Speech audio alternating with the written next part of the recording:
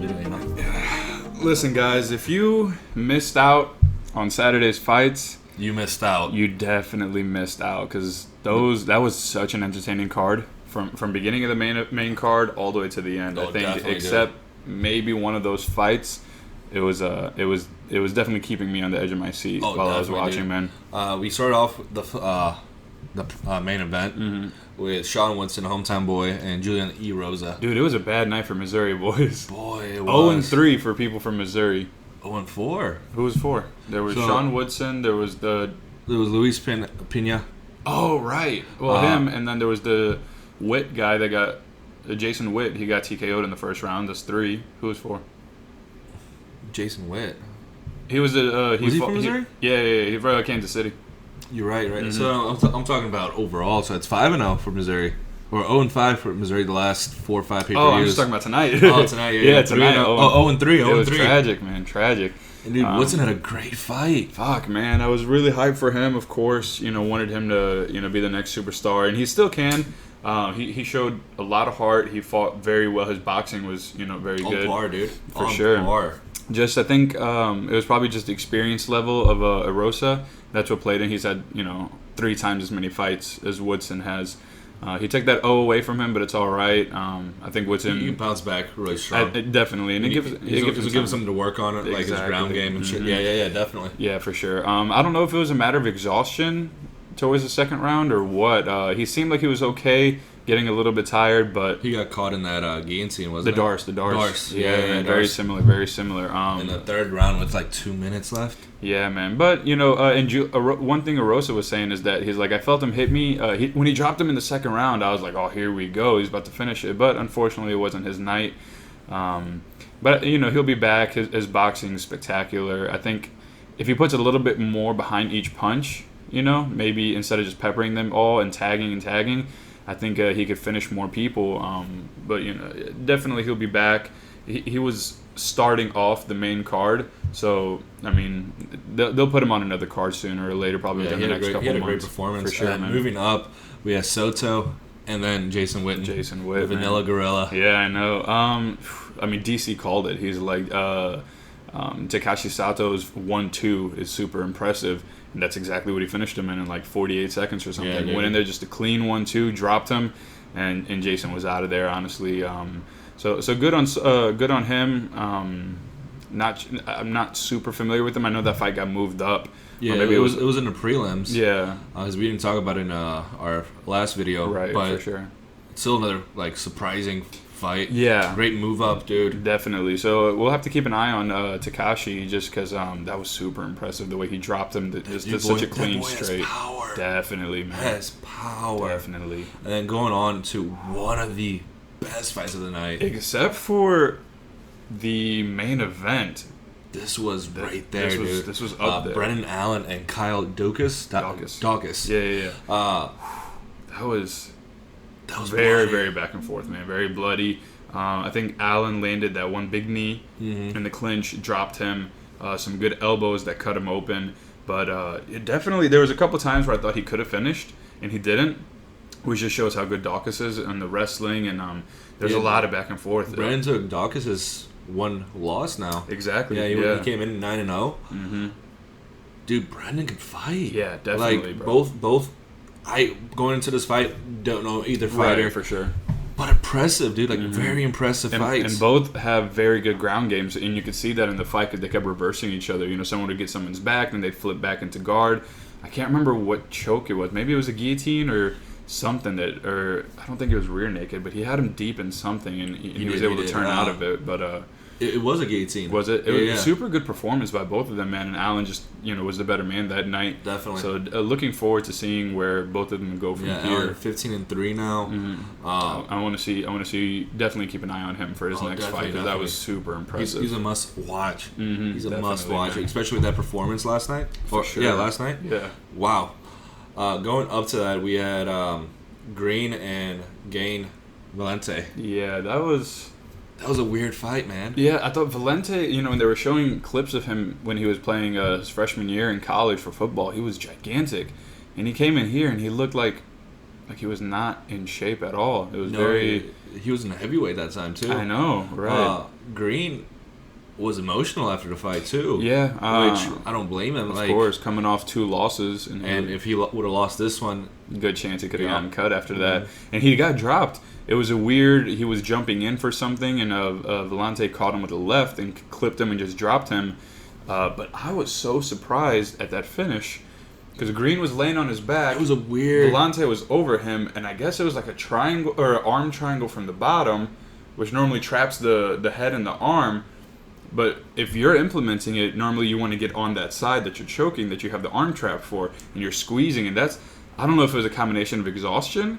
It could have been. Yeah, that he was laying on him and he was just squeezing him in. Maybe he panicked and he was like, okay, I'm stuck. I don't know what to do. I'm tired. And he just tapped. But whatever. A W is a W, right? Yeah, definitely. I'm happy for Greene, Happy for Greene, for sure. Interested in seeing what happens with him next. The heavyweight division's kind of... up in the air. Yeah, after the top 3 or 4. Yeah. Top 3. Who do you have, Yeah, exactly. It's a lot of people fighting to, I guess, I don't know, make a name just to end up losing to Francis again, because nothing against these guys, but a lot of them just aren't that impressive in my opinion. Some of these other divisions, look at Brendan Allen and Kyle Daukaus, they're middleweights, and they put on that great of a performance, and they still have Robert Whittaker, Yoel Romero, Israel Adesanya. Yeah, I don't think they're not even ranked yet, Probably dude. not, and that's just shows how stacked that division is. And like I said, I always end up shitting on the heavyweights so much, but after, Stipe, DC, Francis, then there's Curtis Blades, which I was not super impressed by his last performance. No, but he did, to his point, he did say he's going to ragdoll him the whole fight. Right, exactly. Which he kind of did. Mm-hmm, yeah. Minus the last round where Alexander came up. And stuff, yeah. So we have, there's some other heavyweights up there. We can see what happens with not Ozdemir, Old Man Strength. What's his name? I know you're talking about a bald guy. Olenek, not Ozdemir.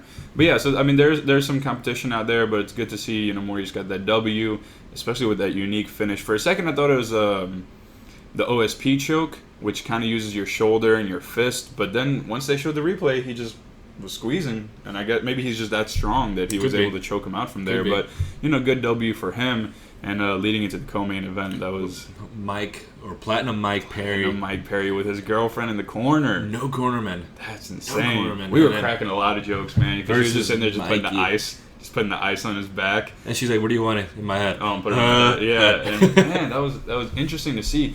The funny thing is, if he would have lost, the shit talking would have never stopped.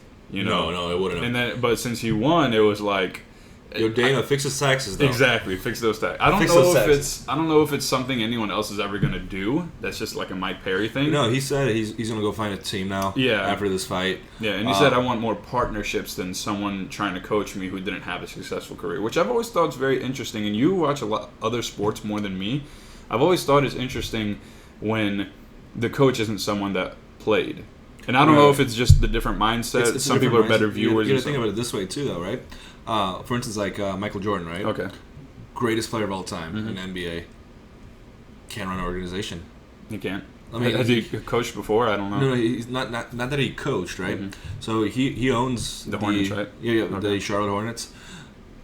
What have they done? Yeah. You have the greatest player of all time. What have they done? Right. That makes nothing sense. much. So your great players aren't necessarily your best coaches. Yeah. Because they have a different mindset. They want to go out there and win, period. They don't want to cheat you. They don't want to show you. Exactly. Where some of the not as big name players, like Steve Kerr, for instance, right? He played with Michael Jordan. Right. Homie has 3 titles with the Golden State Warriors. Gotcha. So it's... Yeah, and some fighters do... Some coaches were pretty good fighters, like Matt Brown. I'm pretty sure he was a WEC champion. But then there's people like Faraz Sahabi, who in my opinion is the best coach in the UFC. He was George St. Pierre's coach. Doesn't fight, but he's just watching him on a Rogan. He's super, super technical and observing it. Yep. And random thought, I'd love to see Dominic Cruz coach eventually. I can see him doing that. I think just the way he analyzes when he's commentating. Dude, yeah, you were mentioning a lot of it. Man. He's a genius. Like, we'd be watching, And it's crazy, like, within the first minute that I'm observing and I'm just watching, like, okay, this dude's doing better with his right hand or this whatever. But the way Dominic Cruz breaks it down, he's like, oh, you can see as soon as he switches stances, he's trying to hide the right hand by cooking out his... Like, just all this random little stuff that I'm like, I think he'd make an amazing coach one day. For sure. Could. But, I mean, it's funny that I don't... You know, I agree with Mike Perry. He's like, I'm not really looking for a coach... You know, taking advice from someone who's never won a title from someone. But, you know, go make those relationships. You know, if he builds those bonds with some good fighters and they can feed off of each other, it's not a bad idea. No, definitely. And we'll see, you know, how that works for him. But that was a good fight with Mickey Gall. It was. Honestly, a lot of back and forth. One thing I noticed, I thought Mickey Gall was intimidated. Oh, definitely. It seemed like wouldn't you be against Mike Perry. Yeah, dude, like, for come sure. on, man. Especially more towards the beginning, half of the second round at least, he seemed like he was trying to play his distance more, and he was a little bit intimidated by Perry's strength and his knockout power. I mean, you also give it to Perry, though. He has 11 more fights than Gall. For sure. Yeah, definitely a lot more experience. And then, I don't know, man, but that was a good fight. I had Mickey Gall winning, but I think a lot of people had Mickey Gall winning just because he had that corner. Right, but exactly. That shows, do you really need a corner? Do you really, like, if you're out there? I think it depends on the fighter. Yep. Depends on the fighter. Some people are very... they can listen to commands very well, and some people are more instinctual. So people like Anderson Silva, you know, he has his corner, but he would go into fights and you could see him at times doing something. He would talk to his corner and tell him, relax, I got this, and then he would do whatever he wants. And most of the time it was successful. Some people just better instinctual fighters where other people maybe need that, hey, you're not catching that right hand. Or I always like to go back to Stipe and DC in their second fight. I'm not 100%, but I'm assuming his corner was the one that told him, hey, start going for those body shots. He's not defending them. And that's what got him that round, and he won that fight. Yeah. And then going on to maybe the fight of the year, Diamond Dustin and the Hangman Hooker. Man, this was the only reason we say maybe is because that Zhang Wei Li and Joanna Jędrzejczyk fight was so good. But this was definitely like tied with that one for fight of the year, 100%, man. I wasn't even scoring by the middle of the fight. It was third round. I was like, oh, I wasn't even scoring this whole time. I'm just such enjoying. An entertaining fight. I'm just enjoying this. Boys were going back and forth the whole time. Yeah. Dan had the first 2 rounds. Yeah, I believe so. The third round was up in the air because Dan, I believe, had two or three takedowns. Okay. In the third. Dustin pulled away towards the end, especially. Yep. I think what it was. And I don't think it's like an experience factor because Hooker's, you know, he's fought a lot as well. Not as long as Dustin, but he's been around.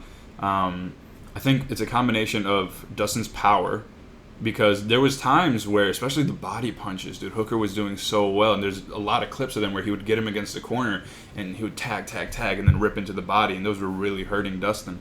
But I think it seemed like a lot of not a lot of exchanges, but more... Hooker would have his, 20, 30 seconds of him dominating and him laning it, and then Dustin would have his. And I think because of that, Dustin being the more powerful puncher, when he was having his 30 seconds or whatever of him, hurting him more. He was hurting him a lot Makes more, sense. and it was doing more damage towards the end. Dude, that fight was amazing. Yeah, definitely. Amazing fight, man. I definitely want to rewatch it and try to give it more of a score just to see, but I'm pretty sure the judges were right on this one by giving Dustin that W. Like I said, it could have been up in the air. Yeah, for sure. It was close, man. But it's that third round that I'm like, I don't know. That was the toss-up. Before in 5, you say definitely Dustin? Definitely Dustin. That's the weird thing, man. Some people say, oh, well, the 4th and 5th rounds should count more. And I don't agree with that. No, definitely. You have 5 rounds. They should all be equally judged, you know? The 10-9 that you won in the first round isn't worth less than the 10-9 that your opponent won in the last round, in my opinion. No, it doesn't matter. If you won the first 3 10-9s and you gassed in 4 and 5, unless they got a 10-8, you win that round by points. Like, and you win that fight. Exactly. So I hate when people say, like, oh, well, some people tried saying that with Reyes and Jones. Like, oh, well, Reyes did win 1, 2, and 3 probably, but 4 and 5 was definitely Jones, so that's why. I don't think that's how it should work. I think you count the points over the 5 rounds. You count it all up. Okay, it doesn't matter if it was first round, 5th round, or in the middle. Yeah, that's why we have a scoring system. But then again, the 4th and 5th round are fresher in your head than 1, 2, and 3. Yeah, that makes a lot of sense. So sometimes the refs will be more biased to, oh man, this guy was dominating the last round, the 5th round, and he did so well, and it was so up in the air. I think he probably won that one. Yep. Yeah. But even on when they show like the total strikes and whatnot, it basically showed that 1 and 2 was Hooker, and then I think 3 was pretty close, if I'm remembering correctly, and then 4 and 5 was definitely DP. But oh man, dude, I just can't believe, like, that's one of those fights that, you know, you want to watch over and over again. There's a handful of fights that are like that, like the Kamaru and Colby. I just rewatched that the other day because UFC put it on YouTube. Great fight. Joanna and Zhang Wei Li. There's just so many that are just beginning to end. And honestly, there was times where I was like, I thought DP might put him out. Or in the second round, towards the end, if there was probably, I don't know, 15 more seconds, Hooker would have won. I think he landed a big knee, and he was throwing those, you know, head, body, head, and you know, he got saved by the bell a little bit, but both guys were absolutely exhausted towards the end. That's where you go out there and perform. Exactly. Like, again, great fights. What do you think happens next for Dustin? Is it kind of like what we said? He fights maybe the winner of. He's probably fighting the winner of Gaethje and Khabib. Yeah. And then Hooker can fight Tony probably. That'd be a good fight. Unless Conor somehow comes back and says, "Boys, I'm back." Yeah. And Conor's getting a title fight. Which I don't really want to see that. I mean, he beat Cowboy, which is cool. I'd like to see one more win from him before throwing him back into the title. Yeah, but the UFC's, they're the ones that said they want to hold him, put him on a shelf and Conor gets the winner. But Conor, I know from what Conor's been saying, he wants to go out there and fight. Yeah, exactly. He doesn't care about the money right now. He makes enough money. Yeah, he has plenty of it. We'll see what happens, right? There's no fights next week. No fights next week. And then we have the big fight on July 11th. In Fight Island. Yep. I actually haven't looked it up yet. I'm not sure if they're going to do it in their time or our time. If it's our time, it's kind of going to suck. You know, people work on the weekend and stuff. If the main card's at 1 p.m., I'm going to have to miss it, which is annoying. But maybe they'll flip it. Have it recorded and then posted later. No, they'll do it live, but they'll do, especially in like New Zealand and stuff, when they have it at night in our time, they fight like at noon in their time or whatever. Yeah. You know, whatever the time difference would be. But, you know, so you're going to be out of town that weekend, huh? I will be, unfortunately. Okay. But we'll still make a video. More than likely, yeah. We'll still make a prediction and post video. You'll be able to rewatch it at some point. But yeah, man, the last night, if you missed out on that, I'm sorry. You need to go on ESPN.com, rewatch those fights, at least the main event, because that was. If you're a fight fan, even if you're a casual who watches our video just to learn a little bit, which we appreciate, this will make you a big fan. This will make you a big fan, and you will enjoy every second of that fight. So, you know, hopefully you go do that. But until 2 weeks from now, thanks for watching again, guys. Leave your comments, subscribe to the video. Share it on your Facebook, whatever. We appreciate all of that. So thanks for watching.